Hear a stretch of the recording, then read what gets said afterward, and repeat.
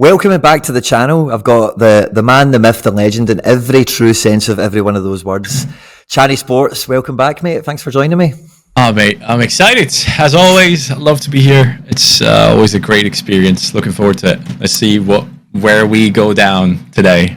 Oh, that's it. And as we're kind of getting started on my Twitter timeline, the stuff that's just popping in there now, Real Madrid have landed in Glasgow. They're here to play Celtic on Tuesday night, and it's all party time. And it feels like Glasgow is slowly becoming the centre of the football world now, you know, with how dominant Celtic are all of a sudden, and all the good times that are running. And I mean, it is becoming the centre of the Sorare world, that's for sure. That's it. It seems like having certain Celtic players definitely pays off, doesn't it, Quinny?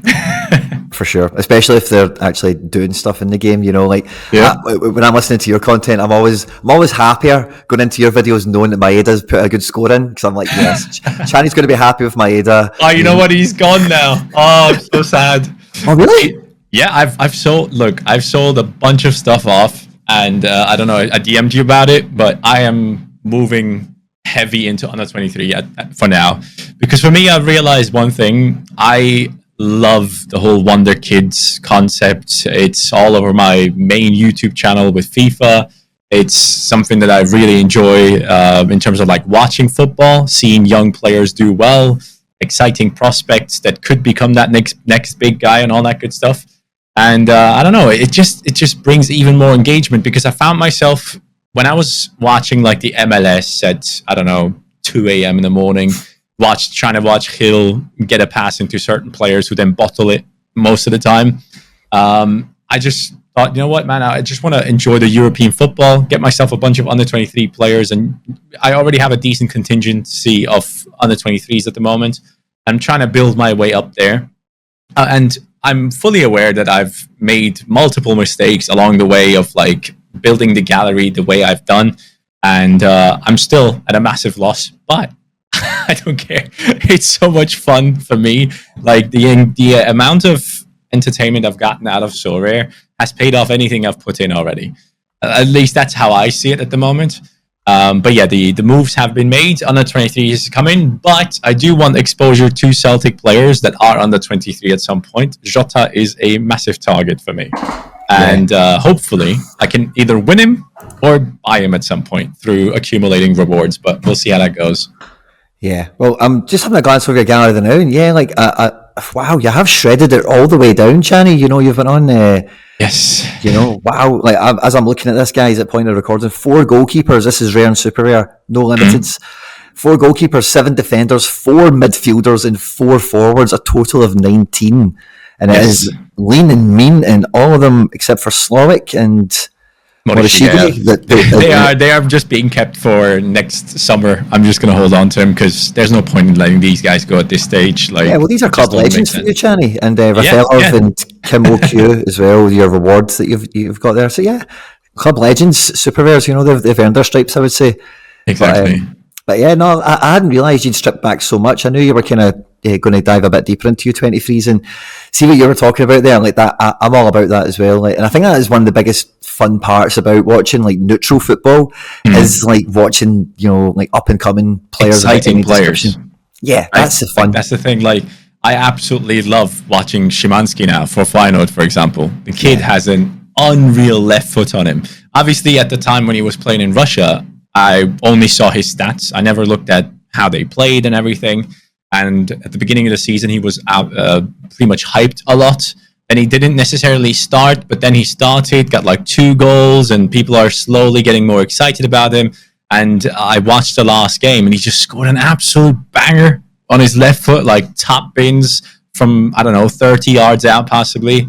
And he takes sets along with Kökçü. They're like interchanging every single set piece. It's him or Kökçü most of the time, and they're like standing next to each other. So Kökçü plays it short. He then crosses it, Szymanski, or they do it the other way around. So I don't know.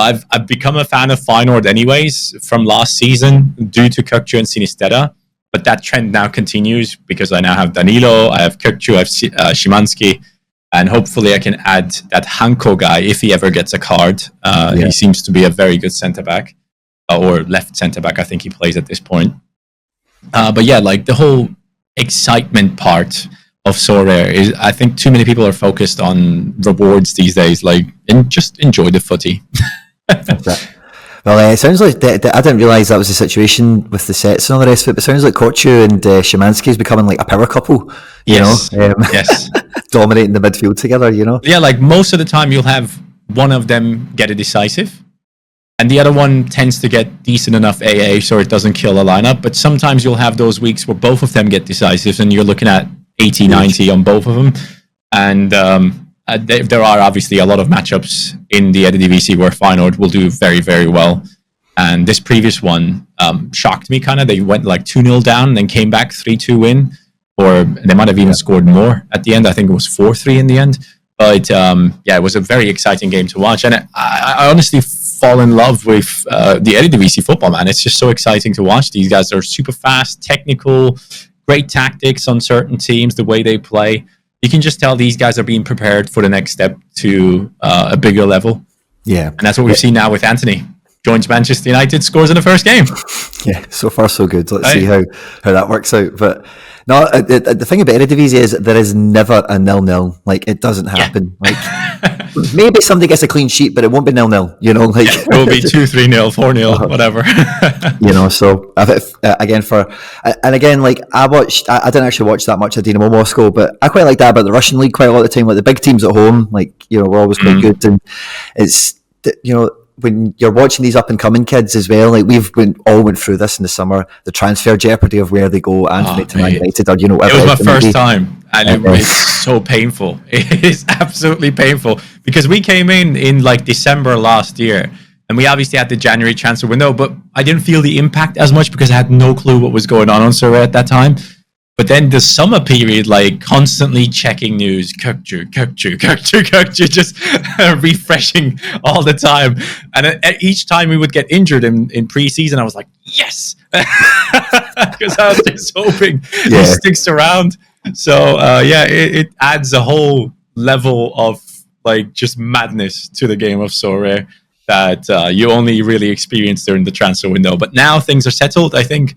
There are a couple of more leagues that have the transfer window open until like, I guess tomorrow or a couple of days from now. I think Belgium ends on the 6th, from what I've researched. And then the Turkish league is a little bit after that, I think. Yeah. So there are still chances of a couple of players moving, but at least like the top Eredivisie talents that you look at, I'm not assuming they're going to go to Belgium or Turkey.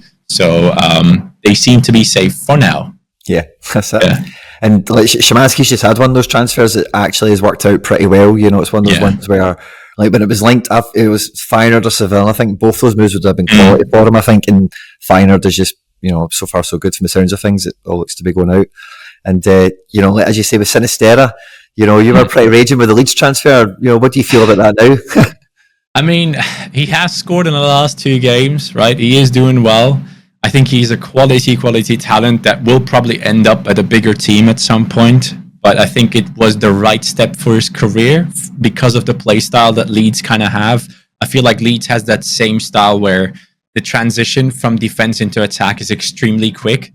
And it was the same with Feyenoord. You could see every time Malacia gets the ball on the left back position, immediately moves it on to Sinisterra, tries to overlap him, something happens, they pass in between each other, Sinisterra is in a shooting spot, and he's actually quite good at finishing. Like the first goal he scored for Leeds in the league was like with his left foot from 25 yards out. Yeah. And then the next goal as well, like he's very talented. I still see him go to higher places, but SO5 wise, it's just a bit of a risk because you're just up against some of the best teams in the world. So you're going to have, let's say 8 teams that Leeds should at least struggle against or lose against. Yeah. That means you have 16 game weeks where you can just throw in the bin. And if he does score, it's going to be a 60 and not more most of the time against those bigger opponents. So yeah, it's a shame because I absolutely loved watching the kid, but for the sake of the Sorare success, you just have to make some moves at some point.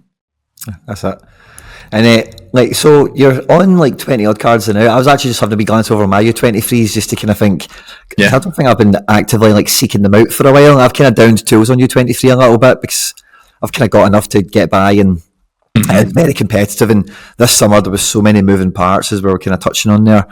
Yeah. But yeah, I don't think I've not made. I mean, you have Bayazit, you have Van der Voort, you have Harwood Bellis, which is an amazing piece, by the way. It doesn't matter what score Burnley gets, the guy has like 60 plus. It's unreal.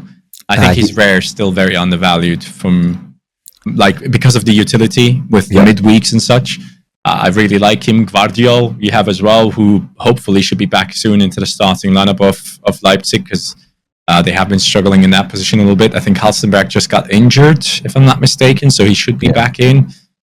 And that Marcelinho Nunez, he's quality, isn't it? He's the main one, eh? That's what I was just like. Other than him, I got a few NYC guys just because that's a bit of me, you know. But this Nunez guy was the only one that I've kind of seeked out recently, and he's been great fun to watch. Even though it's like championship and stuff, I've watched like 3 or 4 Norwich games now, and you know, that wee guy's quality. I don't know if he can quite go to the Prem, but he's quality in the championship for sure. Yeah, and you know, I don't think I've really been down too many U23 kind of you know, like chases you know, this summer, like trying to get new guys in. Yeah, normally when you've been focused on cards, Celtic, haven't you? Yeah, so which makes sense. Like, I mean, looking at the results that Celtic are getting and the result you are getting through their success, and like, mate, I couldn't even imagine how insane it must be to have like a nearly full super rare lineup of like Liverpool players, because that would be like the comparison I'd make, or Bayern Munich. Like, having that with the team you support and love for a very long time must be such a nice feeling. Because even if you didn't have their cards, you'd be celebrating like crazy. But now that you do have their cards, it's like there's another level that you have discovered in terms of enjoyment of football that many people don't get to experience. Yeah, it has been absolutely mental. And it's a big reason why I kind of threw a lot of the gallery down the road, if you like, for some Eve to go and get these guys when they all came out. Because like, see, as I'm thinking about under 23s now, as me and you're kind of speaking, Chani, like, see with like all the transfer stuff that we've been speaking about, but then you add on top of that guys that have aged out, or some guys that are still injured or haven't really became as good this year as they were last year. The under 23 division does feel like quite open. Like, I've put some teams out, and like the Harwood Bellis has been great fun so far. Nunez has been quality. I've played Jota there a few times. And I don't think it's been as hard to get to the top end with good cards that I have as I was last season. Yeah. I think, like, for what I'm looking at right now, I have 326 points in under 23 rare. I'm expected to win something. Any other division I play, 326 points there, I don't think I'll get anything. Having said that, I am aware PSV didn't do well. Ajax, only like 2 under 23s got good scores with Wrench and Taylor, I believe. There have been a bunch of U23 heavy hitters that haven't performed this week, but still, in terms of the winning ability, it is actually somewhat very good to play in under 23 rare. I feel like under 23 rare pro is very competitive. Like, I'm missing out this week with 360 points there. I think the problem with Rare Pro is just that the rewards are crap. There's only like 60. You know, you can get top 100 in that division. Low. I don't understand why they don't increase that rewards pool. Like, if you want people to keep progressing within the system of Sorare, you would ideally want a lot of these people that play on the 23 rare to start buying some super rares. And from my experience so far, selling super rares has been unreal. Like, it's so tough to do from my experience personally. Like, I've had a very hard time selling on any super rares. If they're performing well or not, it didn't matter. So I think Sorare definitely have to do something to entice people to get more into under 23 rare pro. And like 60 rewards on a weekend, that's just, I mean, it just isn't right. At least it comes across like that to me personally. And now that we have so many under 23s added through the new leagues, I really hope they adjust this soon enough. Yeah, because I think that's just the main problem. But in rare, like you're saying, like the rare reward pool is quite deep. You know, it goes back to. I'm just trying to find it, but I'm not sure if I've got an entry this week, so maybe I'll be a bit of a pain in the bum to find it. But it's way better than the rare pro one. There it's there. So we get prizes in rare back to 280. You know what I mean? So if you've got a 5 starting team of good guys, and as you say, because when you're talking about Ajax, there are only 2 under 21s turned up. You know, Timber hasn't been the same this year. Obviously, Gravenberch is left, Anthony's left. You know, so there's opportunity for, your guy that does get 65. He can actually make a bit of a splash now for a team. Whereas like before, you needed defenders that could grab 80s every week, or you're getting nowhere near it. Yeah, that's. I mean, clean sheets obviously now have become absolutely immense. If you don't have the heavy hitters when it comes to outfield, the clean sheets are just what makes the difference for any lineup you make now. So for under 23, I've been very fortunate with Osako, who has done extremely well. Sanfrecce have climbed the league table. They are now first, actually, which is insane to see. And I think it's genuinely down to their good defense. I mean, he's a good goalkeeper for that division. And then Sasaki and all those guys are doing an incredible job each game. Him and Araki tend to do really well. And the third guy on the right is somewhat okay. But getting those clean sheets just opens up the ability to have two people that don't have those insane scores, while the other two maybe do get the decisives. So you can have a team with only 3 decisives, like a goalkeeper clean sheet and an outfield player who has gotten himself a goal and maybe another one as well. I mean, I now have only 2 decisives in this team, and I'm going to win a reward. Like, that tells you anything about it. And I have a Del Croix in there who got subbed off after 45 minutes. So, I genuinely think Under 23 Rare is a very nice division to get into. I think a lot of people are scared of it due to the prices of the players, though, because the goalkeepers they do get very hyped very quickly. Nice. Goalkeeper prices. I'm just looking at your rare keepers. Nicholas Heidel, I think his floor now is 1.34 or something. Yeah, and Muric floor price 2.1. So that is the kind of the barrier, I suppose. But I feel similar kind of joy, if you like, in under 23 limited. Like, I've won prizes in there quite a lot this season that we're now in. With kind of like you're saying, like 2 goals in the team and a decent captain and maybe a clean sheet or something. And getting tier 2s and tier 3s, even limited, 1,200 places in limited. It is a really fun division to be playing in. But, and again, like you were talking about there, I see some of the D2 players that, like the Bundesliga and the La Liga ones, some of them are like from really big teams that are down on loan and stuff like that. So if that is your bag to really follow players like through their career and stuff like that. There's a guy at Granada, right? I'm going to type him in 2 things just want to make sure he's still at Granada, he's not moved. Yes, he's at Granada, right? So there's a wee guy at Granada. I don't think he's doing that great, to be honest with you, right? But he's a wee wonder kid guy that was really hyped. His name is Matthias Arezzo, right? He's got a picture, so he'll get a card this season. And I really wanted this guy. He was rumoured to Atletico Madrid, and then he didn't go to Atletico Madrid. He went to Granada, and Granada got relegated before it was a January transfer, so he never got a card. And I was a bit bummed out. It's like, I won't get an Arezzo. He's not going to leave there. I don't think he's going to try and get his place or whatever. Yeah. But when the D2 cards came out, like, that's a guy that he's 19 now. He's a Uruguayan youth guy. Might be okay, might be something.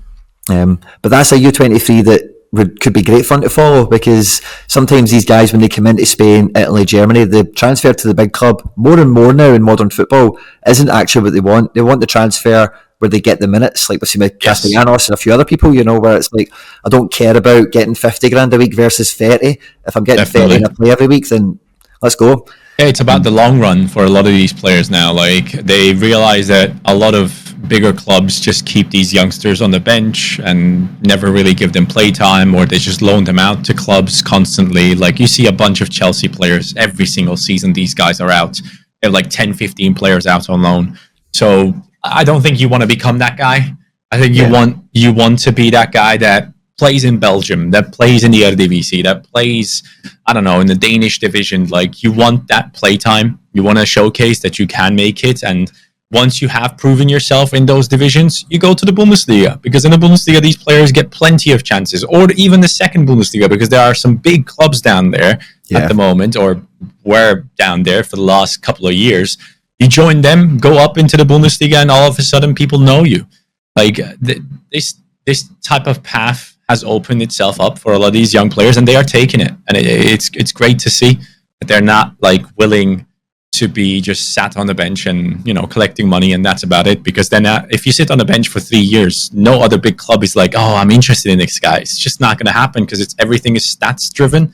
Yeah. So if you have like 2 years of no stats out there apart from your training sessions, which no one will know how you're doing, you're struggling. it's just not going to work out for your career. So I'm glad that these players move to squads where they know I'm going to get playtime here. I'm going to prove myself. Yeah. Another one I'll give you who's in that similar kind of mould. He was linked to Celtic and he ended up going to Sunderland in the Championship, and that was the PSG guy. Yeah. PSG and Xavi Simons, so that's definitely... Xavi is on fire, isn't he? These trends of these guys leaving academies, like, what was that again? Like, a lot of the cards I buy are like CFG related and all that kind of stuff. I've done that over my kind of Sorare career quite often, and I always recommend to people to try and attach themselves to some sort of club or academy or whatever, where you can really get in to know like the fan pages and the little if there's any club in the world you want to follow, there'll be about 4 or 5 Twitter accounts that will tell you everything that the youth teams are up to and who's the next guy coming through, and if you can really pay attention and stick with it, then you'll find winners, if that makes sense. And you only need to look across Europe, and there's a good a dozen, maybe 20 different places now where you can look. Like, I know they've just been promoted into Ligue 1, right? But Toulouse have got one of the best academies in France, and for a long time, or for maybe 2 or 3 seasons there, they were in Ligue 2. There's another team in Ligue 2 with a very famous academy as well. It actually escapes me at this point in time. And like you say, in Germany, like so many, like I've been to one game in Germany, right? It was I've told this story a few times, but it was a Bundesliga 2 match, St. Pauli against Kaiserslautern, who are both quite big teams in their own right, and like in that game, and I know this isn't any real big massive shakes, right? But Willy Orban, centre back for Leipzig, he was centre back for Kaiserslautern on the day, and he gets sent off, which is quite funny. And Halstenberg, who you mentioned earlier, plays for Leipzig also. He was playing for St. Pauli. Yeah. And then there was another 1 or 2 St. Pauli players in that team that have got Sorare cards, and they're in like the Bundesliga now. I forget exactly who they all were, but so many. It's like we're close to the Championship, most kind of English speaking football fans, because of the Prem and the transition of teams up and down. Yeah. And it's very easily lost on the armchair fan for these divisions like me and you. Maybe not you, you're close to Germany obviously, but these divisions have those credentials as well, and it's just not maybe as highlighted as often, And if you know what the club is, then you can get exactly some. And now you have which is funny, Hamburg obviously is now licensed. They have had their cards printed. If you know Vuskovic, Mario Vuskovic, he's a defender for Hamburg. Yeah, Croatian kid, is supposed to be the next Guardiol. A lot of big teams apparently interested in him. Funnily enough, this guy was brought to my attention again by a Hamburg analyst. So this guy works at Hamburg. He's the analyst of them. Amazing guy. Contacted me out of the blue. Wow. And he was like, hey, dude, I've seen that Sorare printing the Hamburg cards. I can recommend to you these types of players. And Vuskovic was like the number 1 on the list. Wow. And immediately I was on the hunt for the auction for the super rare. Because this guy gets like 55 plus every game. Yeah. From what you can tell. And this season he started off really well, 75, 73, 70. Like he's doing really well. And Hamburg is supposed to be in the Bundesliga. This is a team that should be in the Bundesliga, always has been, has avoided relegation a bunch of times in the past, in last-minute relegation playoff games, if people remember, with like free kicks in the last minute and all those crazy things. So this team hopefully will come back into the Bundesliga. So I'm expecting quite a dominant season from them, because some of the bigger teams that were in the second Bundesliga, like a Werder Bremen or a Schalke, are now back up there again. So you now have Hamburg as the biggest name down there, trying to climb their way back up. So there are opportunities like these where, yes, these guys are only eligible to be played in that second division Champ Euro D2 at some point, but you can also still use these guys in All-Star and Global. And there aren't that many incredible players when it comes to those regions as well, though. Like I've looked through a lot of these second divisions, and you do have a couple of decent talents in France. You have like the Mikotatse guy that has been picked up by a lot of people. That he plays at Metz. He's doing really well in terms of a forward. Then you have this Vuskovic guy as a centre back in the second Bundesliga. I think there are a lot of opportunities to pick up pieces here and there that many people just aren't aware of, especially now where they haven't been scored on Sorare that many times yet, or have only had like 4 games started for their teams. Yep. I think there's always a great chance to get involved into these, and I love that now. But initially I was kind of like, I don't know if I like the second divisions coming in, but at the end of the day, this is a global game. We want to have every single league possible, as long as they are covered by Opta, and Opta doesn't cover leagues that are terrible. Let's be honest. Like they don't cover these leagues for no reason. They cover them because these are leagues that betting is made upon and all these things that are happening. They need to cover these, and it makes sense for them monetarily as well. So I really like the second divisions coming in. What is your opinion of it now after 1 or 2 weeks have passed from this announcement? Well, I'd probably say the first thing is I'd want to reiterate, because I had a chat with somebody about this, and I don't think, anyway, so I can't remember who it was, might have been Alex. But I think this is the line, if you know what I mean, for what is allowed into All-Star, if you know what I mean. I think this is kind of like the lowest run of the line. When I did my kind of reaction video to it, I was saying it, I think, the best thing about it is it has its own region. I don't actually have a problem. I don't want these things in Challenger, so I'm really happy that from day one they do get their own place. I do think the timing around the whole championship being removed from Challenger is a bit crap, and they made some adjustments. That's very bad, awful. I mean, you have to announce that months ahead of time. I mean, if you look at Mudic's price at the time, and people lost thousands on that guy, it's just not okay. Yeah, totally. So, if they are going to be allowed in global, but what it allows you to do, that's 5 full divisions in it. I've not went through every one of them, but I know Serie B, I think that's got 24 teams in it. I think Bundesliga 2's got 22 teams in it. And some of them play through the World Cup. Yeah. Serie B and La Liga 2 play through the World Cup. So if you have an under-23 team, let's say, based on those divisions, you are golden. Just anything. You can compete for big prizes during the World Cup, which is amazing. 2 seconds. I want to check this real quickly. Right, so Bundesliga 2. I don't think Bundesliga 2 plays. They've got 18 teams. So if we get all 4, so if we get the 4, let's say European continent D2s on, that's 80 teams, and that's 80 goalkeepers, that's 80 full defences, 80 full midfields and forwards that can be tier 2, tier 3 rewards galore, for ages, and can be because the bottom end Serie B goalkeeper, how much is he going to be? See, by the time these auctions do come out, and we're at September now, I don't think there'll be a good issuance, or I don't know if that's the right way to pronounce that word, issuance, for these cards until we get to Christmas time, because it seems to be almost every player gets an auction of a rare a week at the most ish. Sometimes if guys hit hot form, maybe they get 2 or 3 in a wee bit of succession to get them out into the market. But when these things kind of get fleshed out fully, and there's a kind of appropriate time to get them all into the market, then I think they offer great, because again, some of these guys will be under 23 goalkeepers as well as 35-year-olds or 28-year-olds or whatever. Yes. And I think the barrier to entry for, we're saying, goalkeepers for U23 at the beginning, and then just global in general, having 5 starters that can kick ass, it's a bit cheaper, Yes. And I like how this makes scouting for Specialist and Underdog even more exciting. The people that, I genuinely believe the more leagues we have, the more the people invest time onto the platform in terms of research on Sorare data and such, those people will win the most. If you spend time to find out, okay, second division this week in Spain, who's last placed, who are they playing against, which players do they have, are they available on the platform? Historically, do strikers do well against that team? Is there a clean sheet possibility? I think there's going to be a lot of opportunities for many people out there that can just invest a very little amount, let's say the Specialist Limited, and then we'll end up winning a huge reward. Because when it comes to the Specialist Rare, Specialist Limited, from what I've seen so far, there have been some insane prizes given away. We've had some of the best rare items on the platform being given away in Specialist Limited. So I think with these divisions coming in, that it becomes an even more of a focal point for a lot of experienced managers to kind of jump in there and, try and get something done for themselves. Yeah, and I'm super hyped for the specialist regions that are going to be coming in, because for people like me and you that will predominantly watch Champion Euro on the telly, as we know how futile it can be to go into Champ Euro Rare Pro or Champ Euro Rare and really try and make an attempt at it.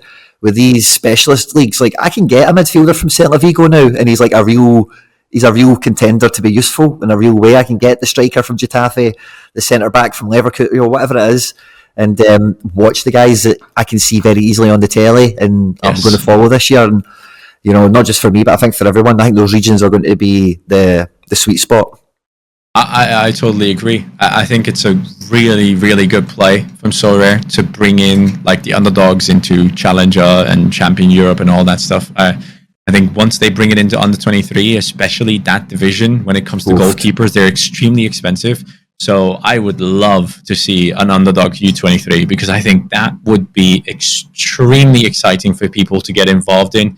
And like the tier 2s and tier 3s that you can win in under 23 Rare, they are actually solid. Like I have won a tier 2 Palacios from LAFC, right? I just hit a 70 something this week. Like he's actually very, very solid. These are good choices. If you play the right matchups, you can get the best out of these guys. Like I looked at the matchup, I thought, okay, Salt Lake at home, that should be a clean sheet, first of all. And there's plenty of chances that this guy gets a decisive. Didn't get a decisive, but has a 40 AA game. So I'm thinking, like, here we go. Getting these types of players into your club and then being able to play under 23 underdog with this would be unreal. Like, that would be so sick. But I am worried that they are not doing it at the moment because the price pools for, like, Rare Pro are already so small. What kind of price pools will we be getting in Underdog U23 Rare, for example? Like, what, 20? 20 players are given away? So they need to sort that out before we implement something like this. But I think that specifically due to the price of the goalkeepers would be a huge division they will and should be introducing, I think. Yeah.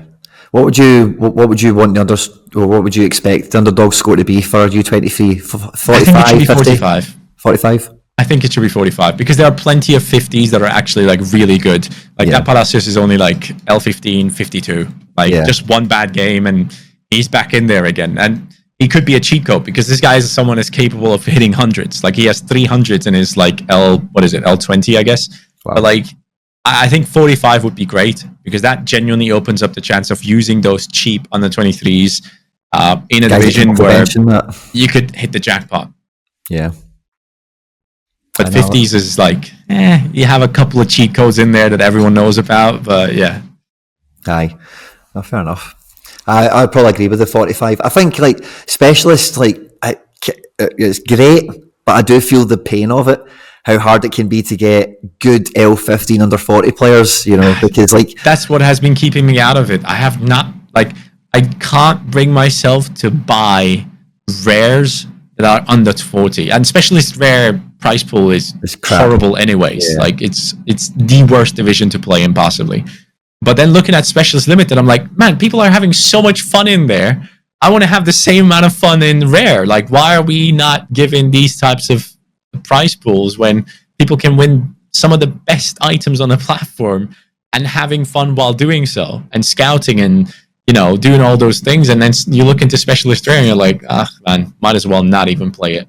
And getting those L15 on the 40s is tough. It feels like a waste at times. Yeah. I've made Specialist Rare like my best training lineup basically. Because it's like I'm not putting anyone of any priority. Probably the last one that you do, right? Like you do all your lineups and then the ultimate lineup. You're let's see if I have anyone that I can pop in there. You're like, pop, pop, pop. That's it. Yeah. You don't even pay attention. That's it.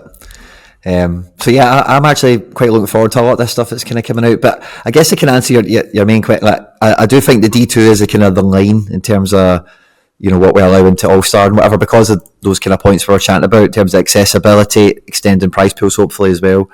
Yeah. Because we are going to get like Norway, we just got all of Croatia, we're probably going to get like Poland and Greece and... Hey, Portugal, we need that, yeah. So there's still like some other leagues that, like in the grand scheme of things, like, let's be honest, like the full Norwegian division, it wouldn't...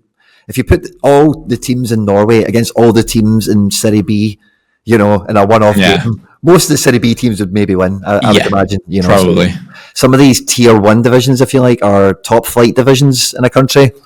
It's not, you know, a guarantee that it's a better standard or whatever. So it's not.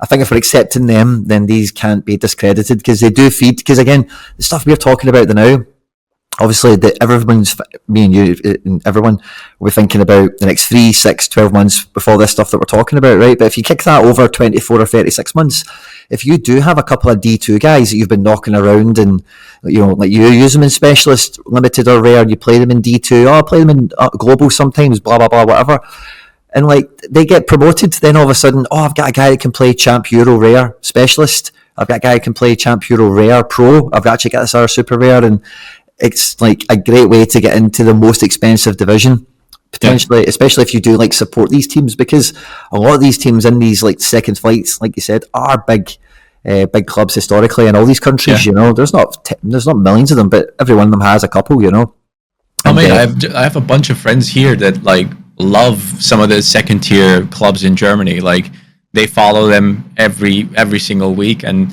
I think that type of fan culture is still massive. People underestimate it quite a bit, because lots of people, like, let's say in England, they have a team that they support in the top division. Yes, they do. But then they have that local club next to them, and they support them too in the championship, because that's another added excitement during the weekend, Like, I don't know. I feel like that's definitely something to consider for the future. Yeah, totally. I think world football as a whole, like everyone is like supporting local teams more and more, in terms of attendances and just buying kits and stuff like that for kids and whatever. So, like I'm totally with you on that. And I think it's all good crack, especially in Germany, because like the way German and Dutch football are all kind of structured quite similarly in terms of like how the teams all kind of help each other and the community aspect of everything. Yeah. And like, it can't be understated the impact that this has on football. And people tend to forget, like Bayern Munich saved Dortmund. Yeah. At one point, like they kind of helped them with their debt at one point, and people forget that stuff. Like, yes, Bayern might dominate the league; they are doing so. There's nothing that says Dortmund can't win the league, but like at certain points in time where they were struggling big time, Bayern came in and helped them. Like these types of things happen in the Bundesliga. You genuinely have a fan culture that. And also the culture at big clubs where they want the league to be exciting. They don't want to be just steamrolling everyone. That's not what they're after, because they know people are not going to watch the games if they just keep banging everyone away 6-0. And you can see it now with the Gladbach game. Sommer makes 19 saves. Everyone talks about that, right? Everyone is talking about that because that's the special moment in the Bundesliga, because everyone expects Bayern to smack every single team they come across. So now when someone makes those 19 saves, it's everything that people talk about during the weekend. Yeah, because the goalkeepers, like, especially on like the SO5 now as well, like Sommer, like dropping out all those saves, we care a little bit more now all of a sudden as well. So it feels like we kind of notice. So Cani, as I look across your squad now, right, you've not got as many supers as you do rares. Of course, we've been chatting quite a lot about good the rare division is, but this kind of rebuild you're doing, is this it finished? Is this it just kind of starting? Where do you kind of see, this kind of rebirth, if you like, taking you over the next month or so? For me right now, it's all about trying to win enough by the time the Asia MLS region is done. Because obviously we will have a couple of months break with the World Cup included, and more after it as well. Like I have that Osako Super Rare. He's obviously going to be gone within a couple of game weeks. He's not going to have any more matches. Actually, I don't know. Is there like a playoff thing in Japan? Is there anything? Because they are first right now. No, I think that's all done. That's all done then. Okay. Yeah. So I'm not going to have utility from his Super Rare. Now that Delcroix has that Vertonghen issue as well, he's my other super rare. So I went in and got myself Muleka, his super rare. I think he's class. I watched the last couple of games for Besiktas. Again, last game he scored, which was great to see.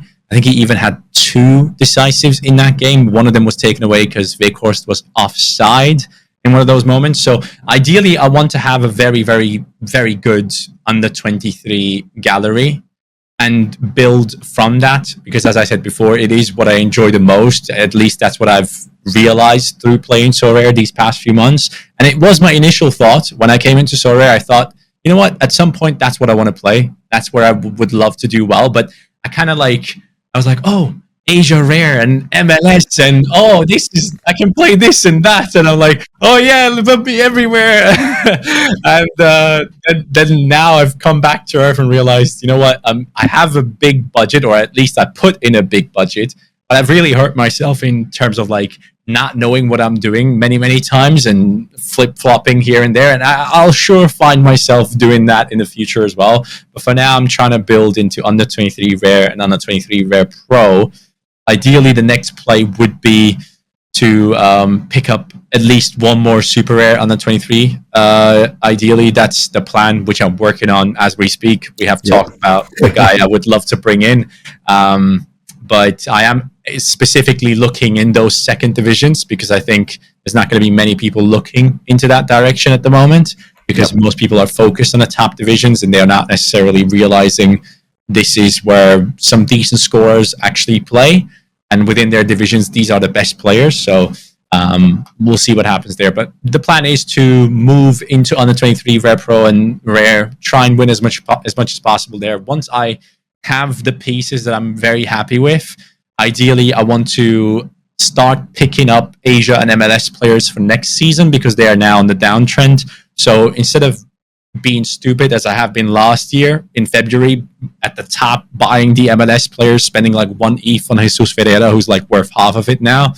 Ideally, I want to really learn from my mistakes and utilize the reward money to build into the summer project now already, rather than making the same mistake again, not learning.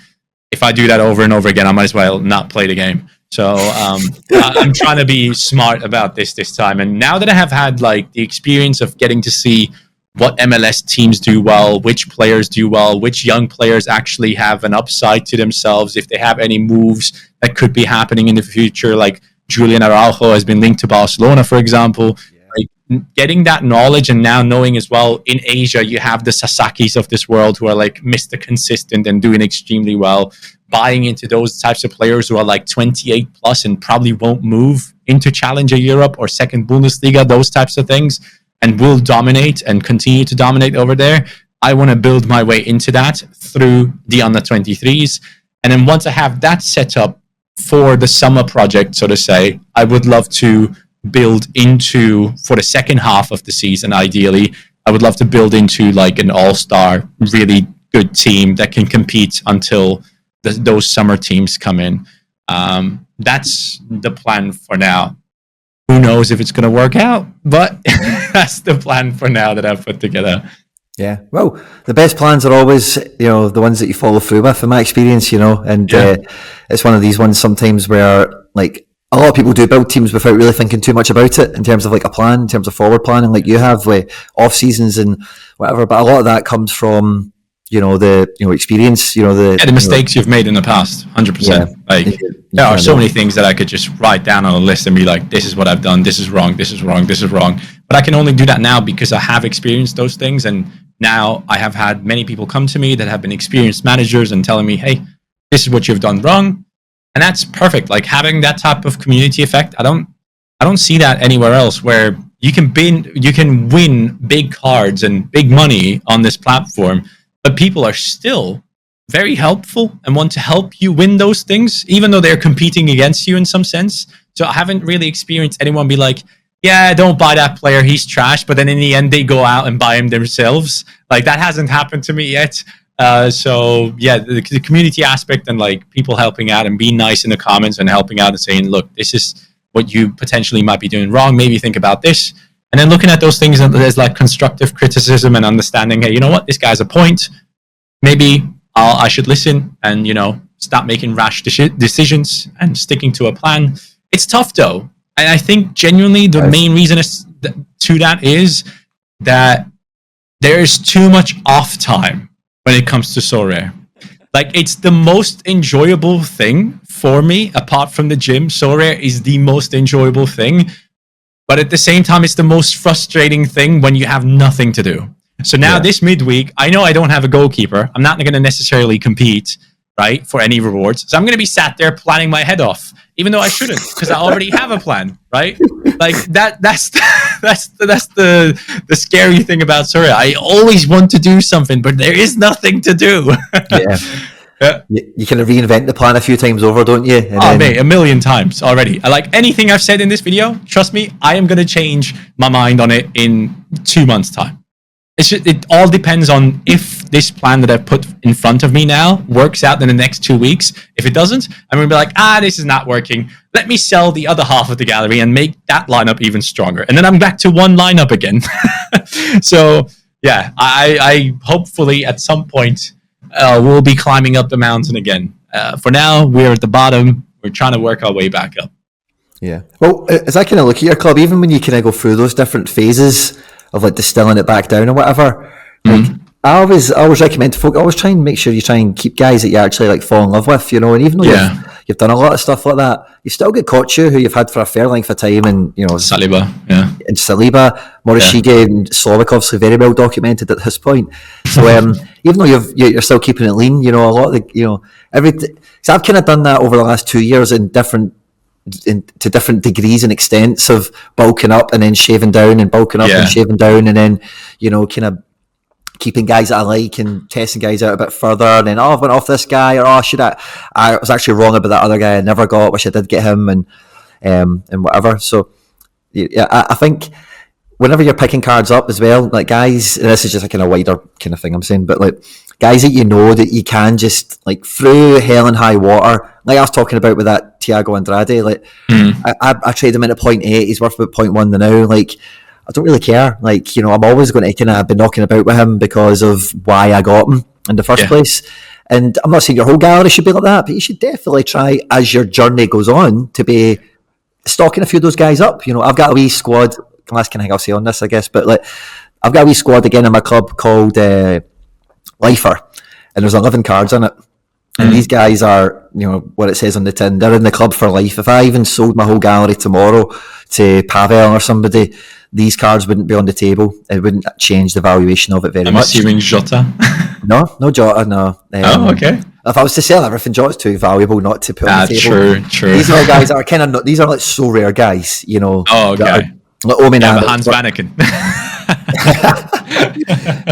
Carlos Soler, Trippier, super rare. They're the two best cards that are in that folder. There's not much there. Jordan Larson, the first rare I bought. So we daft cards like that, you know.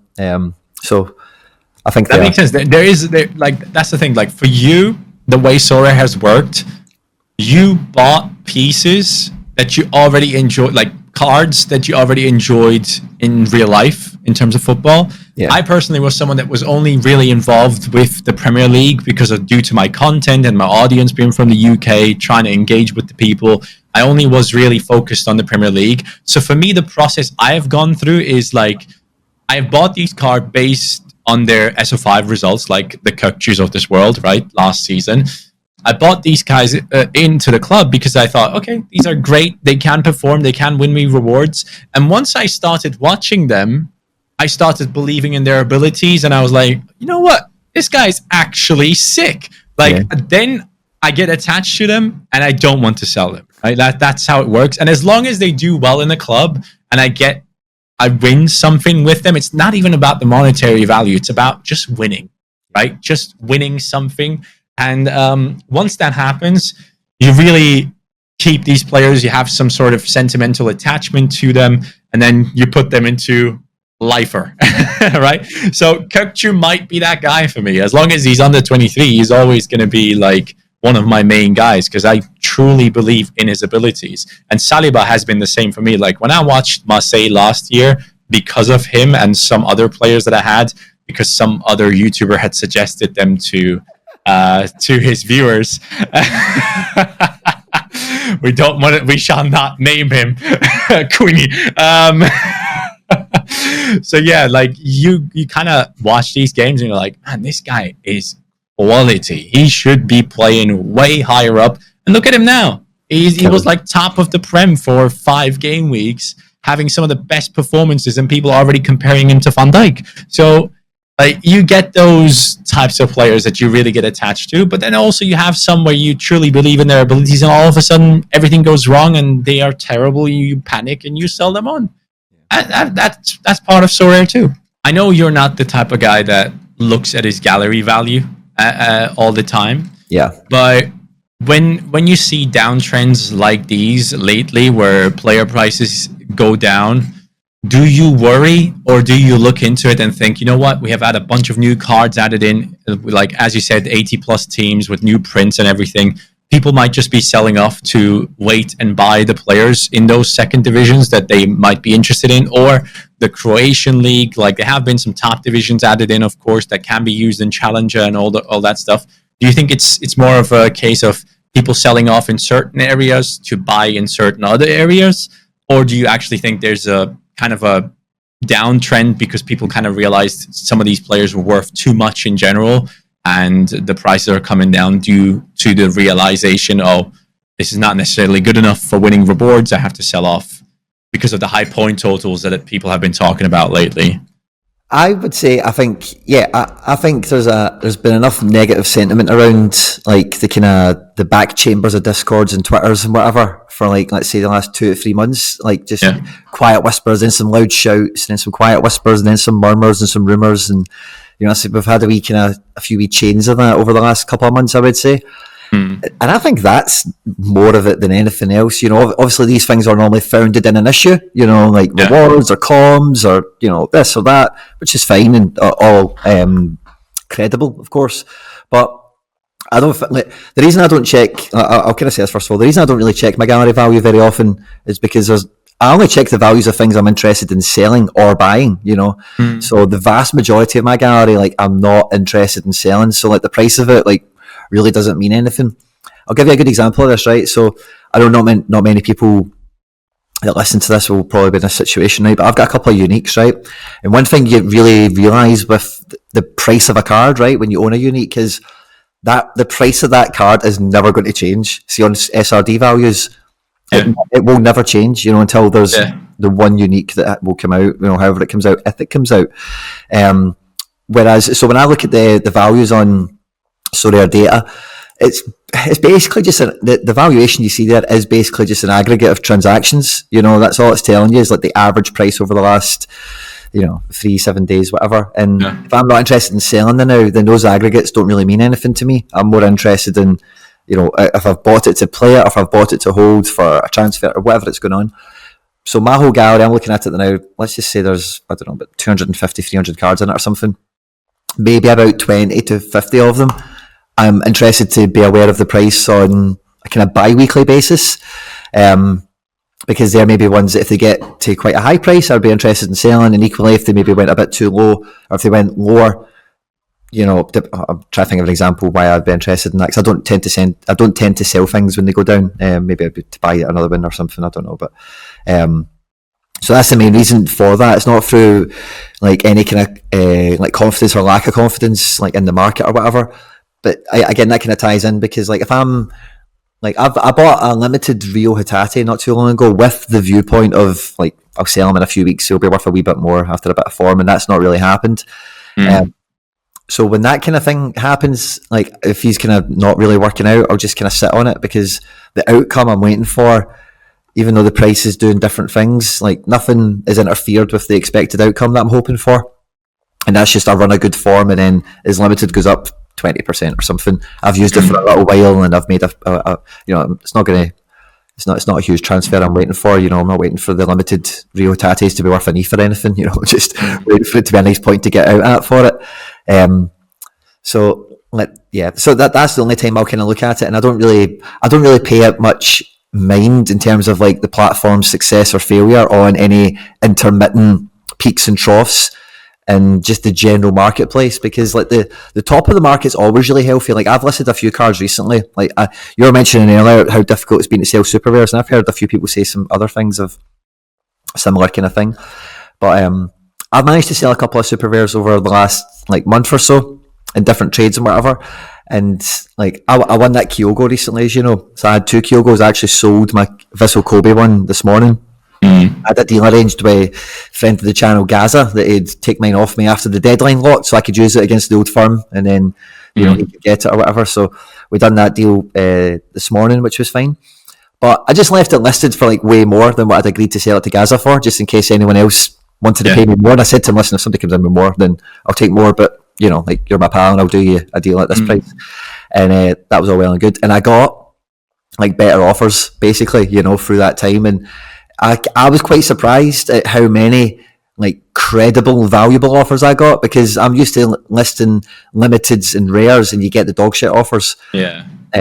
So I think, again, those situations, it really does iron in that the whole market isn't as relevant to me as the market for a super rare Kyogo or the market for a limited Rio. They're the market I'm interested in rather than the so rare market. Yeah, you don't have exposure to the entire market. That's true. I guess like people that hold Mbappe's, they don't care about what Thales Magno price is, you know? They don't care that his price dropped 50% because their Mbappe is holding steady. Exactly. And I think that, like, for me, when I look at the market right now, I think one thing people tend to kind of forget about is, like, currently outside of Sorare, in real life, people are struggling left, right, and center when it comes to money. So it makes total sense that when people see their player's price drop by like 5%, they are immediately panic selling and like letting things go for much cheaper than they should be. And when we look at the Sorare market and the state of the game at the moment, considering all the things that are happening in the world right now with like financial crises everywhere, like China, Europe with the gas prices, energy bills, and Ukraine, and all these things are happening, and still this game is doing well. Like on paper, when you look at it, considering all the things that are happening, it is still doing well. So now imagine a world where things have settled down and everything is all right. You'll be looking back at this point and thinking that was when everything was falling apart in the world. And like I was panicking about my players' prices dropping 10, 20%.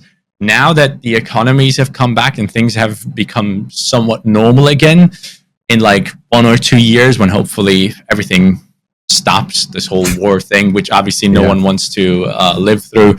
I would wish that would stop immediately, but obviously we all know that's just sadly not going to happen. So considering all these things, we are currently in a moment, in an environment where everything is just crazy. It's just panic everywhere. So having all that in mind, taking like a 40-30% hit on these players, ETH or fiat wise, however you value it, I think it's all right, because I still get my enjoyment out of it each weekend, each midweek, and this type of enjoyment that I get, that's like buying a ticket to the cinema to watching a good movie every single week, twice, 3 times, because that's the type of emotion you go through when watching these games for your players. So that's next level. Like I think considering everything that's happening, this is the dip for Sorare. Sure. And later on, who knows what's going to happen? Prem comes in, advertisement goes up, marketing is class. We have Fabrizio Romano tweeting about it. Like if you had told me that a year ago or whenever I joined that Fabrizio Romano would be tweeting out these videos that get like 200,000 views on Instagram, I'd be like, there's no chance. But now you have an insane amount of marketing. AC Milan putting out their lineups powered by Sorare. Like, we're on the up, yes, in terms of a niche market, but like in terms of the value of the players, yes, things are going down, but don't think about it too much. Just enjoy the game. If you're loving football, this is what it's all about. Like, buy the players from your team, watch them play like Quinny, and celebrate an Old Firm derby win. That's all right. Totally. And I've kind of, again, just for lack of a better term, I've definitely like panic sold some of my players. Maybe like not. Oh, me too. Me too. Probably not for the last like 7 or 8 months or something. But the times I did do that is because I had maybe planned in the next couple of weeks, I'm planning on making a withdrawal, or I'm planning on selling this guy, and then I'm planning on buying Celtic new prints or something. Yeah, something's going on. And then if the price, like, so if I was trying to sell I can't even think of somebody that I sold in the last couple of months off the top of my head, but if I'm looking to sell I'll just say Barco, so I've still got him, right? If I'm looking to sell Barco at like 2 ETH or something, and then the market's kind of going away and like, oh, the market's kind of crashing or whatever, and I'm thinking, crap, I really need to sell him, and I'd planned on selling him next week after River Plate's easy game or whatever, and then listing him now, that's opportunities maybe taken away from me. I don't mind like taking my nose off on a deal in that situation to make sure that the consequences of doing that, I can still I can still do if it's a withdrawal or whether it's buying somebody else, or maybe I've now got less money to buy a replacement, so I need to get my second option rather than my number one option or whatever. But if I didn't have anything like that laid out, then, like I said, the price of it is kind of irrelevant. If I'm picking up Celtic super rares and whatever to play this season with, then, when the auctions happen for them or whenever the new season cards come out, it doesn't change any of the plans I'd laid out in the first place. So the price is irrelevant, but that is completely different, however, to any card that I think, pre-World Cup, I may want to sell this guy, or I'll buy this guy now and I'll sell him post-World Cup or whatever, because those are the kind of plans laid out. And you do need to manage the tides with those cards. And again, I think I mentioned this somewhere else, but some people's galleries that are doing like all these kind of, their whole gallery is built upon that, like buy this guy today, sell him tomorrow. And if your whole gallery is built that way, then like you probably haven't enjoyed watching watching Sorare data every day. And hopefully, I think that's we maybe kind of stumbled into maybe that answer to a question earlier on, but maybe that's what's kind of happened in the market is people are now taking less risks with like flipping over a couple of days or a game week or something, and it's more about let me go and get the guys that I actually want to watch, and let me go and get the goalkeeper. Why get these 3 guys that maybe turn into something? I'll just go and get this one guy, and then I know I like him and he's safe and whatever. Exactly. So, and maybe a wee bit of that natural selection kind of going on in the market, because people run to safety in times of distress, right? Yeah. So when the market's crashing, people buy gold, right? That's how it works. When the Sorare market's crashing and you have 5 under 23 forwards like Gakpo, I don't know, you have Danilo from Feyenoord, you have a bunch of players that are like great, right? They can win you the best rewards, but if you put them all together, you can get Mbappe, who's gold, right? Yeah. He's safety. A lot of people do that now, including myself. That's why I've gone away from playing all types of divisions.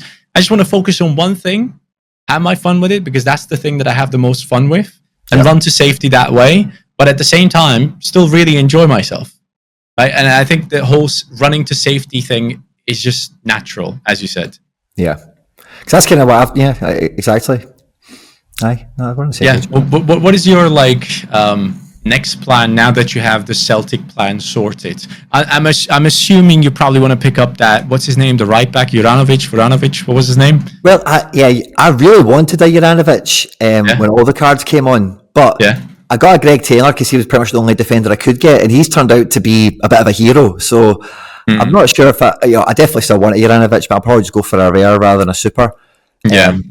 But I want to fill out the Celtic squad, and I've still got a few NYC cards I want to go and fill the squad out with, because again, NYC cards are on a down now. When MLS first came out, Magno was like 2 ETH or whatever. Santi Rodriguez was like an ETH and a half. Thiago Andrade, I did get. I traded him in at the value of 0.8. Today he trades for 0.1. But again, I don't care that he's 0.1 today. It's just a shame that he didn't perform. Yeah, it's a shame he's been crap in the meantime, because I know that I don't want to sell that Andrade. So all the NYC cards I'm trying to get are rares that are squad numbers. I'm trying to do that because they won the MLS Cup last year. So all of them on their back, they've got the first kind of star. I've supported NYC since they were formed. Blah blah blah. So I wouldn't mind picking up some of those guys just because they're on a downer now. And then these new season cards, I'm wanting to find a few more new guys that I can kind of follow through the season, because I'm getting kind of trapped in my own kind of set ways where with the cards I've got, I'm watching, and it's somebody I actually really enjoy watching Celta Vigo. I don't mind that, right? But I'm watching a wee bit too much Getafe for my own liking. It's just becoming what am I doing here? Who do you have there? I've got 3 players. I've got Unal, the striker. Carlos Elena, and then I've got the goalkeeper, Soria. And they're actually not bad, right? But I'm thinking there's much better ways for me to be spending my time than be watching Getafe. It's probably more frustrating than enjoyable because you're like, oh, please don't concede. Yeah. Please. Those are the worst ones where you have to watch and hope that your goalkeeper doesn't concede. And at times he has conceded, and you're like, oh, please just take a few more shots so you can make saves. Yeah, exactly. Like it's a weird one. But that's the thing with Sorare, right? You fall in love with teams where you would have never thought you'd be watching their games. Yeah, that's it. So I'm hopefully I can shelf like Getafe and maybe one or two other teams that I picked up last season. I'll probably still watch highlights and catch them every once in a while, but I'd like to try and find there are a couple other teams that I can be equally as excited about this year. Celta Vigo was really fun to watch last year. I had a unique Suarez, which I still have, and super rare Brais Mendes, who I've actually just got back in, Cani. So nice. I did a mass super rare sale to Usman a while ago. Okay. I think that was to fund some Celtic super rares. It was to fund something big anyway. And one of them was my Brais Mendes, who I was really attached to. Really like him a lot. And he moved to Sociedad. And as soon as I moved him to Usman, Gaza bought him. And then when I was doing the deal with Gaza, he was a wee bit short of the agreed fee, and he's like, oh, would you take super rare Brais? And the first thing I said to him was, is it mine? And he was like, aye, it is. I was like, cool. I was like, mate, I'm a sentimental fool. Give me it. And he has 260 pluses in the last two games. Sociedad have got a great group in Europa League. Yeah, the good team, man. He's playing next to David Silva, Mikel Merino, so anyway, but he's moved out of Celta Vigo, but I like that card a lot.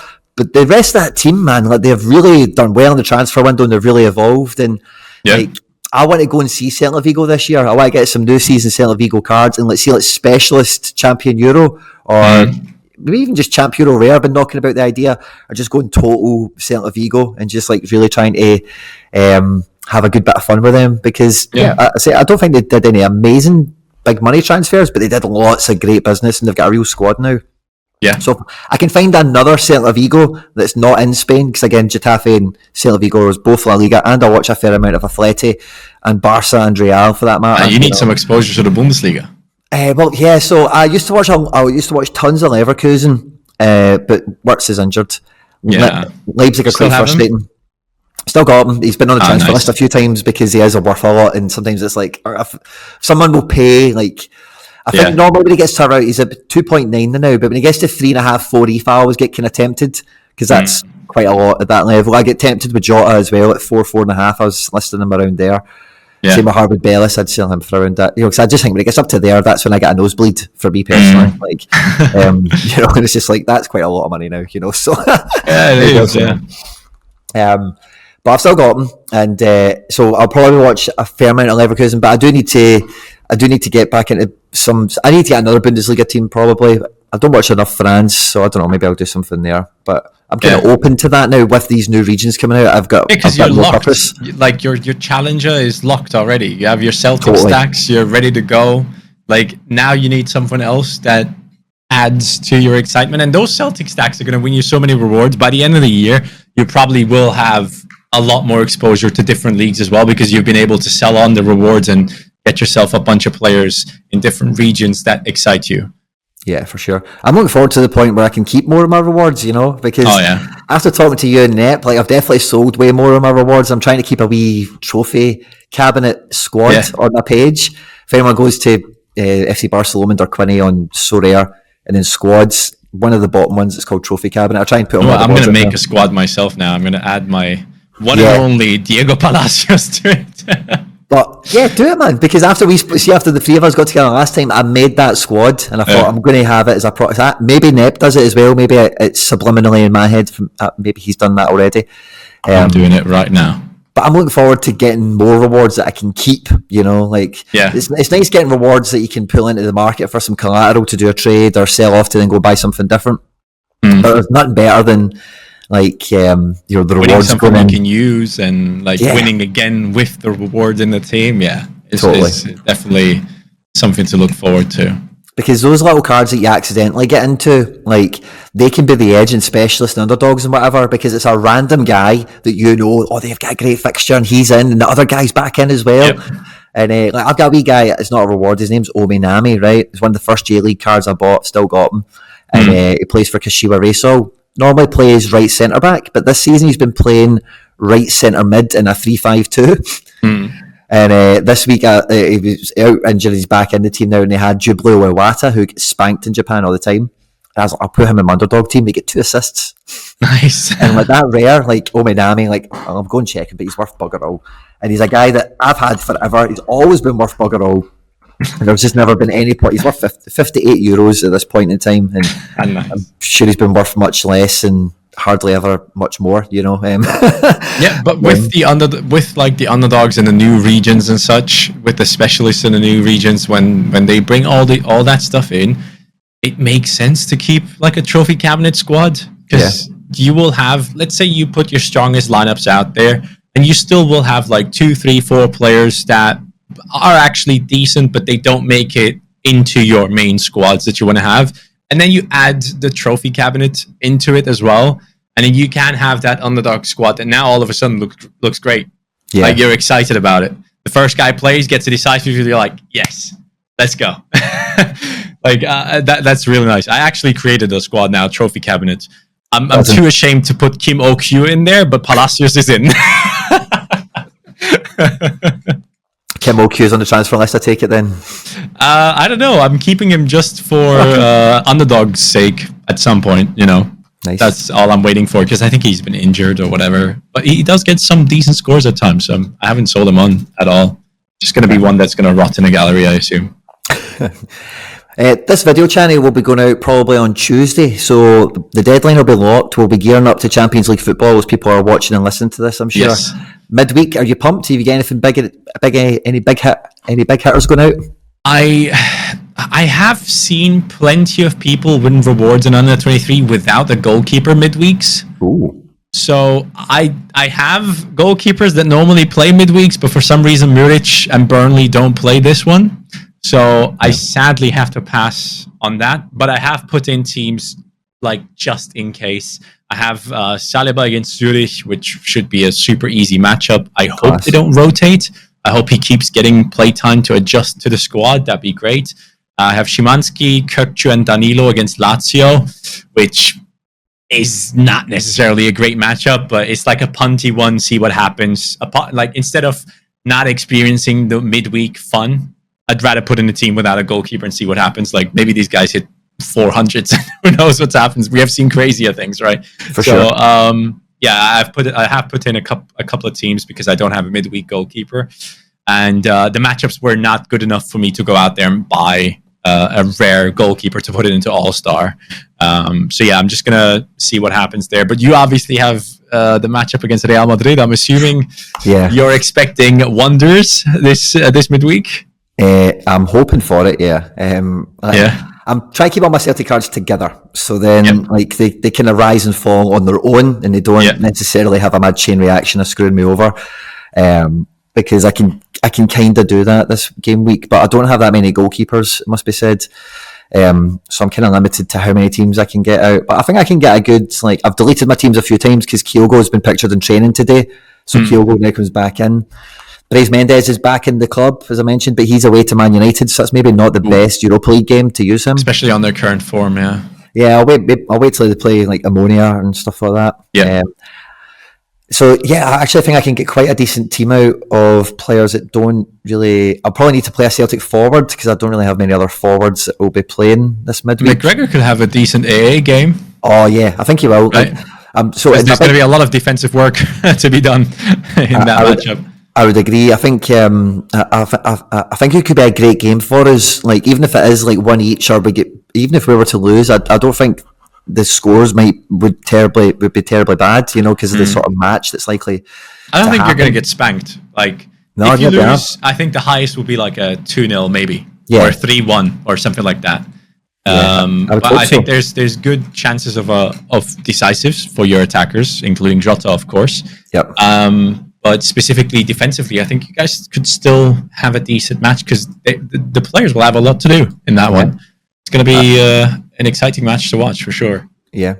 So I'm trying to. So I'll have like Kyogo, Maeda, McGregor unique, and then my defender Rio super rare with my rare Joe Hart in the All-Star division, and then like hopefully Rio gets a decisive, and I don't really care about the clean sheet element. too much with the defender cards, like I maybe would with a Greg Taylor, maybe a bit more important for him. Whereas Rio's, because he's a mid, maybe I can get him up the pitch a bit more.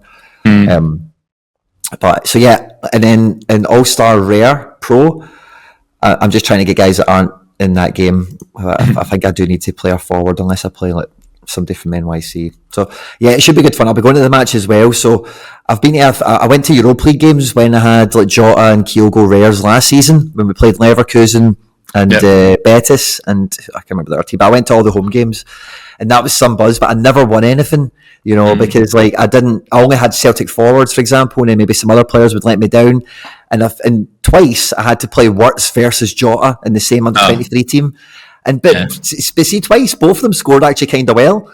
But, really? Yeah, which was kind of odd. Like it was the Celtic Park game because Wirtz get 2 decisives, and I think Jota scored as well. So I left the game. I think we drew 2 each or something like that. And everyone was kind of pissed off, and I'm leaving the stadium trying to get my signal, knowing that they've done well, obviously. Like, oh, come on. Vert's 90 points. Yes. So hopefully I can get some a bit more midweek joy. I think the atmosphere is going to be amazing. Surely, it's going to be an incredible reception for Real Madrid coming in.